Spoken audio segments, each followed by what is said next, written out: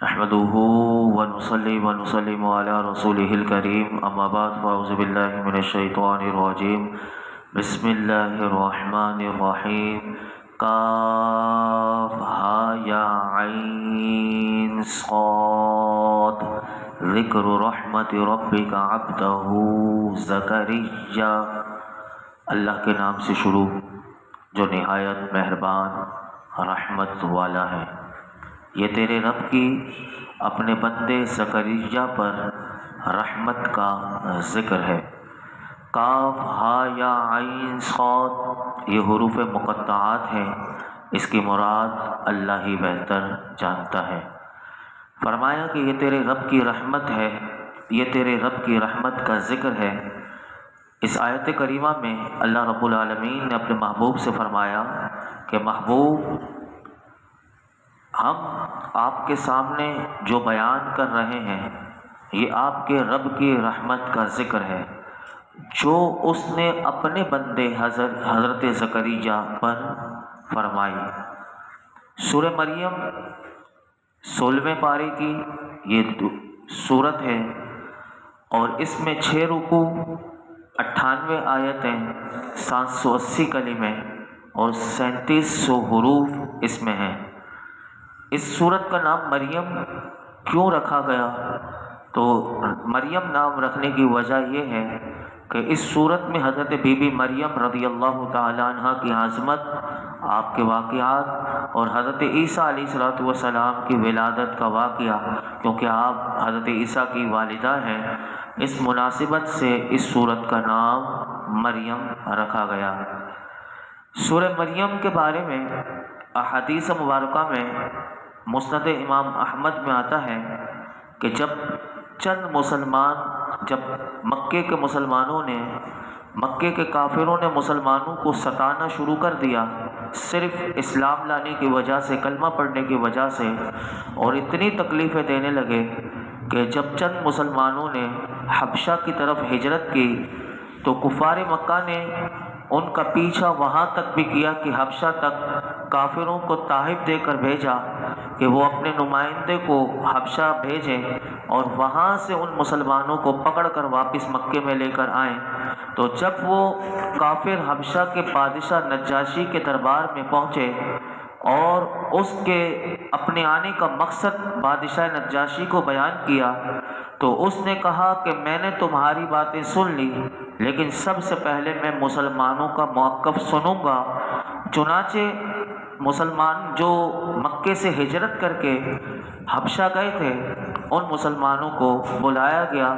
تو جب اس کے دربار میں حاضر ہوئے مسلمان تو ان میں حضرت علی رضی اللہ تعالیٰ عنہ کے بھائی حضرت جعفر بن ابو طالب رضی اللہ تعالیٰ عنہ بھی ان مسلمانوں کے وفد میں موجود تھے۔ تو آپ سے بادشاہ نے گفتگو شروع کی تو اس نے کہا کہ آپ کے پاس جو آپ مسلمان ہیں، جو آپ کے نبی پر کلام نازل ہوتا ہے اس کلام کا کوئی حصہ ہے؟ تو حضرت جعفر رضی اللہ تعالیٰ عنہ نے اس وقت اس بادشاہ نجاشی سے فرمایا کہ ہاں،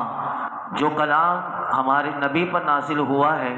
اس کا حصہ ہے ہمارے پاس، اور آپ نے سورہ مریم کی تلاوت اس کے سامنے شروع کر دی۔ حضرت ام سلمہ رضی اللہ تعالی عنہ فرماتی ہیں کہ اللہ کی قسم نجاشی سورہ مریم سن کر اتنا رویا کہ اس کی جو داڑھی تھی وہ بھیگ گئی، اور اس کے دربار میں موجود لوگ جن کے سامنے مصاحف کھلے ہوئے تھے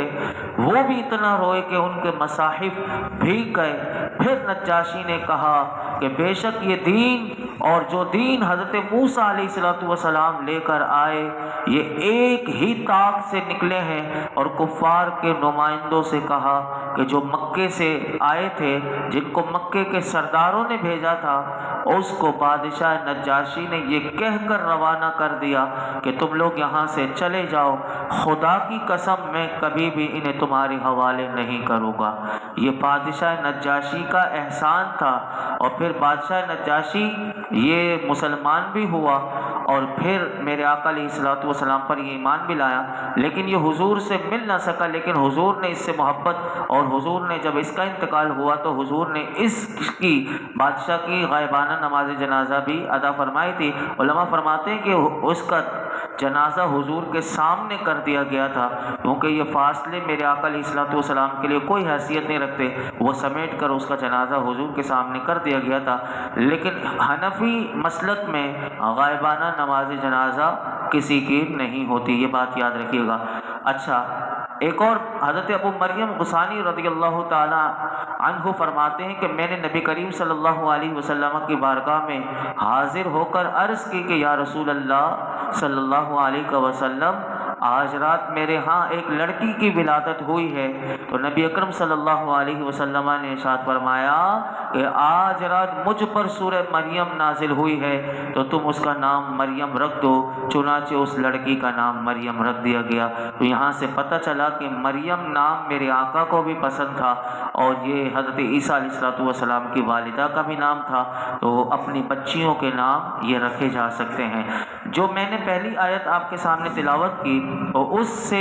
علماء فرماتے ہیں کہ پہلی آیت سے یہ پتہ چلا کہ اللہ کی رحمت سے مراد، جو اللہ نے یہ فرمایا کہ یہ تیرے رب کی رحمت کا ذکر ہے، تو یہ رحمت سے مراد نیک اور صالح بیٹا ہے، اور وہ اللہ رب العالمین نے عطا فرمایا، اور بیٹا عطا فرمانے کے تذکرے کو اللہ نے رحمت الہی کا تذکرہ فرمایا۔ تو اس سے علماء فرماتے ہیں کہ معلوم ہوا کہ نیک ہو اور صالح ہو بیٹا، تو یاد رکھنا چاہیے کہ یہ اللہ کی بہت بڑی رحمت ہے۔ اگر آپ کا بچہ نیک ہے اور وہ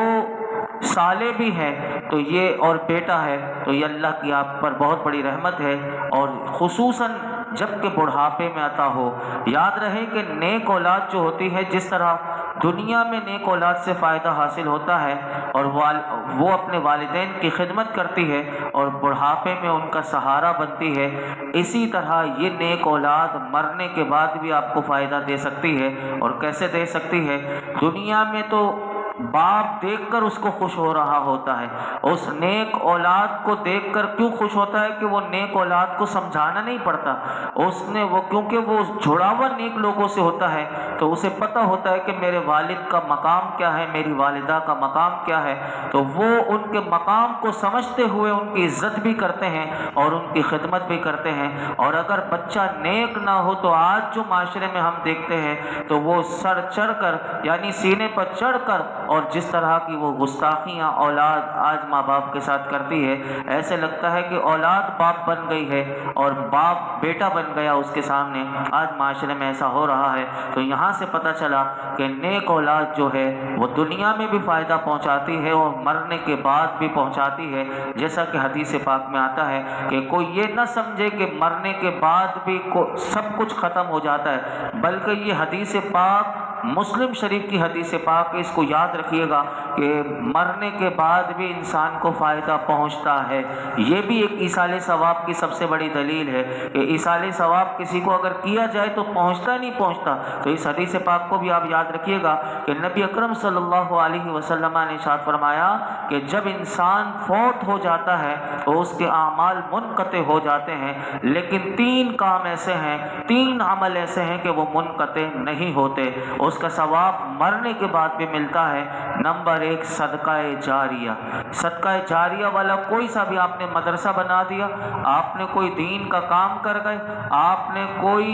کسی کے لیے بہت بڑا کام کر دیا، سبیل لگوا دی، پانی کا بندوبست، مسجد بنوا دی، ایسے صدقہ جاریہ کے جتنے ہزاروں کام ہیں وہ اگر کر لیا تو اس کا مرنے کے بعد انسان کو فائدہ ملتا ہے۔ دوسرا علم نافع، اگر کسی کو مل گیا، آپ نے اپنی اولاد کو ایسا علم سکھایا کہ جو علم نافع ہو، تو اس کی ذات سے جتنے لوگوں کو فائدہ پہنچتا رہے گا، قبر میں آپ کو ثواب پہنچتا رہے گا۔ تیسرا وہ کہ اگر یہ 2 کام بھی آپ نے نہ کیے، صدقہ جاریہ، علم نافع بھی، لیکن آپ نے اپنی اولاد کو نیک ضرور بنا دیا، تو میرے آقا فرماتے ہیں نیک اولاد جو اس کے لیے دعا کرتی رہتی ہے، تو نیک اولاد اپنے ماں باپ کے لیے جو دعا کرتی ہے تو اس کا فائدہ اب اس کے والدین کو قبر میں پہنچ رہا ہوتا ہے۔ لہٰذا یہاں سے علماء کہتے ہیں ہر مسلمان کو چاہیے کہ جب بھی وہ اللہ کی بارگاہ میں اولاد کے لیے دعا مانگے تو نیک اولاد کی دعا مانگے۔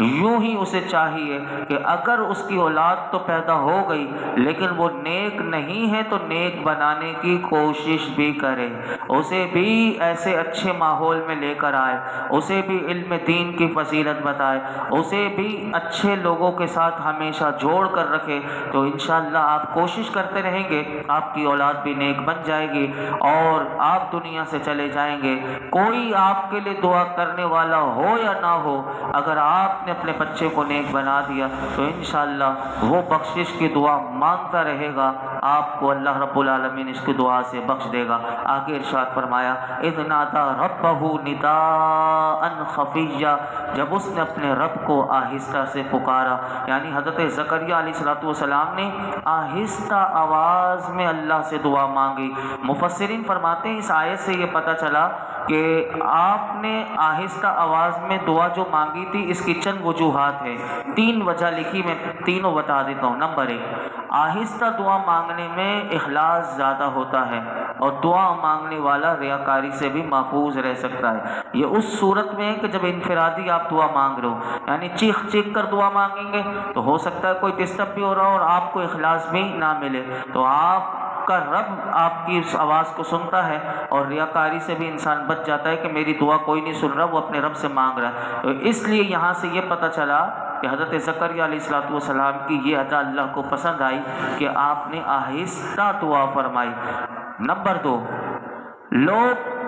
اولاد کی دعا مانگنے پر ملامت نہ کریں، یعنی کسی کی اولاد نہیں تو بار بار وہ اللہ سے اولاد مانگ رہا ہے، تو یہاں سے یہ پتہ چلا کہ یہ بھی یاد رکھنا چاہیے کہ اولاد کی دعا کرتا رہے، یعنی جو بے اولاد ہیں وہ اولاد کی دعا مانگتے رہیں، کیونکہ حضرت زکریا علیہ السلام کی جب عمر شریف 75 برس کی یا 80 سال کی تھی آپ نے اس وقت دعا مانگی۔ یہ بات پتہ چلی۔ تیسری بات یہ پتہ چلی کہ حضرت زکریا علیہ السلام کی کیونکہ عمر شریف بہت زیادہ یعنی 80-75 ہو گئی تھی اور کمزوری آپ کے اندر اتنی تھی، اس وجہ سے آپ نے آہستگی سے دعا مانگی۔ یہاں سے یہ یاد رکھیے گا کہ آہستہ دعا مانگنے کا جو ذکر کیا گیا اس کی فضیلت کے بارے میں بھی حدیث مبارکہ میں آتا ہے کہ حضرت انس رضی اللہ تعالیٰ عنہ سے روایت ہے کہ اللہ کے محبوب علیہ السلام نے ارشاد فرمایا کہ آہستہ آواز میں دعا کرنا 70 بلند آواز کے ساتھ دعاؤں کے برابر ہے، یعنی 70 بلند آواز سے دعائیں مانگی جا رہی ہوں تو آہستہ دعا مانگے میرے آقا فرماتے ہیں اس کے برابر ہے۔ تو یہاں سے پتہ چلا کہ دعا کے آداب میں سے یہ بھی ہے کہ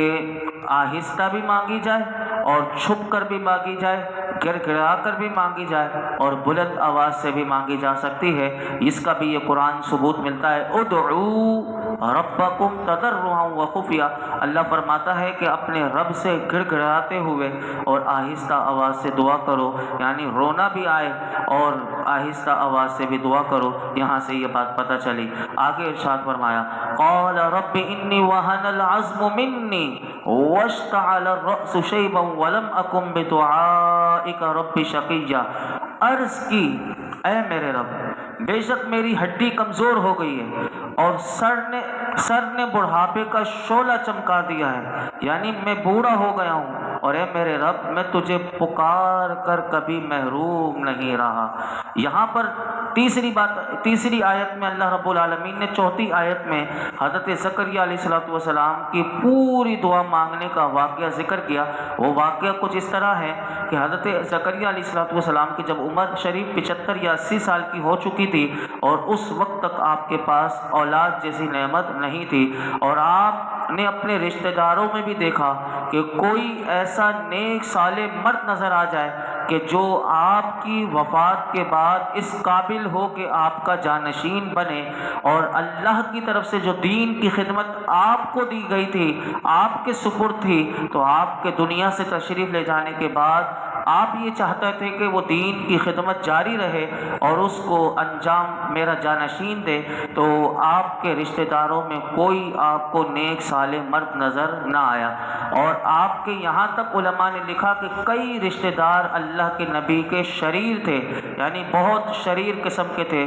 تو آپ کو یہ خوف بھی تھا کہ میرے دنیا سے جانے کے بعد کہیں میرے دین میں جو میں اللہ کی طرف سے دین لایا ہوں کہیں اس میں تبدیلی شروع نہ کر دیں۔ اس وجہ سے اللہ کے نبی بہت فکر مند رہا کرتے تھے، اور یہ احساس جب بہت زیادہ بڑھا تو بالآخر آپ نے اللہ کی بارگاہ میں ہاتھ اٹھا دیے اور اللہ کی بارگاہ میں عرض کی کہ اے مولا مجھے نیک صالح بیٹا عطا فرما کہ جو تیرا بھی پسندیدہ ہو اور وہ میرے بعد میرا وارث بنے اور دین کی خدمت کرے۔ اور آپ نے دعا مانگنے کا ادب بھی سکھایا کہ کیسے اللہ کی بارگاہ میں دعا مانگی جاتی ہے۔ تو آپ نے اپنی دعا کی ابتدا کتنی خوبصورتی سے کی، آپ نے عرض کی کہ اے میرے رب تو جانتا ہے کہ میں بوڑھا ہو چکا ہوں، یعنی بڑھاپے کا شعلہ چمکا دیا ہے میرے سر نے، یعنی سر کے اوپر جو بال ہیں وہ سفید ہو گئے۔ تو کیا خوبصورت انداز سے کہتے ہیں کہ سر نے بڑھاپے کا شعلہ چمکا دیا ہے، یعنی میرے سر کے بال بوڑھے ہو چکے ہیں، یعنی وہ سفید ہو چکے ہیں اور میں بوڑھا ہو چکا ہوں، اور بڑھاپے میں کمزوری کی اس انتہا کو پہنچ چکا ہوں کہ سب سے جسم میں مضبوط چیز جو ہوتی ہے وہ ہڈی ہوتی ہے۔ تو فرماتے ہیں کہ سب سے مضبوط عضو جو ہے وہ ہڈی بھی میرے مولا میری کمزور ہو گئی ہے، اور یہ جب کمزوری ہو چکی تو میرے مولا باقی میرے جو اعضاء ہیں ان کا حال محتاج بیان نہیں، اور میرے سر کے بال سفید ہو چکے۔ آج سے پہلے تیری بارگاہ میں میں نے جتنی دعائیں مانگی ہیں میرے مولا تو نے وہ ساری دعائیں قبول کی ہیں، اور مجھے امید ہے کہ جو میں نے بیٹے کی دعا مانگی ہے تو یہ بھی میری دعا تو قبول کرے گا۔ تو یہاں سے کیا پتہ چلا؟ یقین اللہ کے نبی کا دیکھیے۔ تو اس سے علماء کہتے ہیں دو باتیں پتہ چلی۔ نمبر ایک کہ جب اللہ کی بارگاہ میں دعا مانگی جائے تو پہلے ان امور کا ذکر کیا جائے کہ جس سے دعا مانگنے والے کی عاجزی اور انکساری کا اظہار ہو، جیسے کہ اس میں ہمیں سنا۔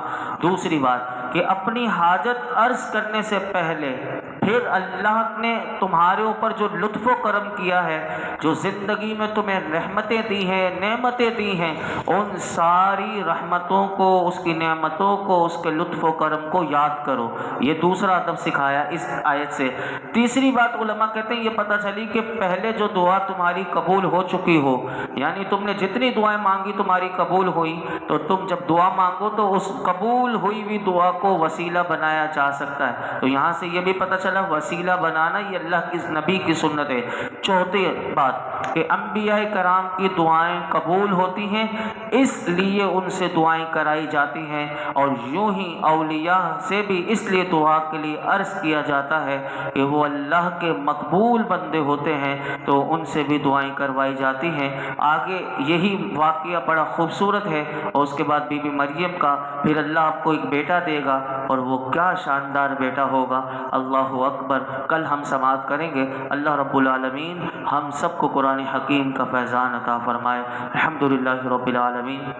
والصلاة والسلام علی سید الانبیاء والمرسلین وعلی آلہ واصحابہ اجمعین۔ یا رب العالمین ہمارے تمام صغیر کبیرہ گناہوں کو معاف فرما، ہماری حاضری کو اپنی بارگاہ میں قبول فرما، ہمارا سننا سنانا اپنی بارگاہ میں قبول فرما۔ اخلاص اخلاص اخلاص کے ساتھ تیری رضا کے لیے میرے مالک سیکھنے سکھانے عمل کرنے کی توفیق عطا فرما۔ ہم سب کو با عمل، با اخلاق، با حیا بنا دے، با کردار بنا دے۔ ہمارے کردار کی جتنی کمزوریاں ہیں دور فرما دے۔ ہمارے مولا کریم باطن کے جتنے گناہ میں ہم ملوث ہیں، رب کریم سارے باطنی امراض سے ہمیں شفا دے دے، روحانی جسمانی امراض سے شفا دے دے۔ یا اللہ تو ہم سے راضی ہو جا، ہمارے گناہوں کو معاف کر دے، ہماری بے حساب مغفرت فرما، ہمارے والدین کی مغفرت فرما، میرے آقا کی تمام امت کی مغفرت فرما۔ اس درس قرآن میں جتنے حاضرین موجود ہیں اللہ جس کی جو مراد ہو درس قرآن کی برکت سے ساری مرادوں پر اپنی رحمت کی نظر فرما۔ وصلی اللہ تعالی علی خیر خلق محمد وعلی آلہ وصحبہ اجمعین۔